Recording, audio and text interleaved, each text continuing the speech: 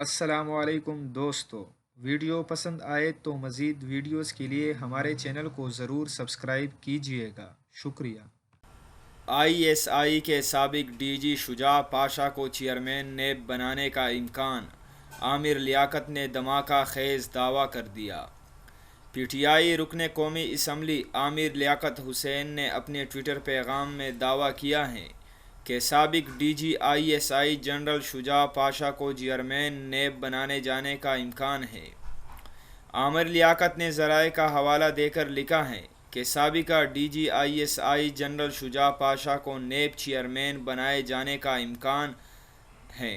مذکورہ ٹویٹ کے بعد یہ ظاہر ہو رہا ہے کہ موجودہ چیئرمین نیب جاوید اقبال جلد عہدے سے ہٹنے والے ہیں۔ یاد رہے اس سے پہلے کہا جا رہا تھا کہ گزشتہ ماہ لگائے گئے ڈپٹی چیئرمین نیب حسن اصغر کو چیئرمین نیب بنایا جا سکتا ہے۔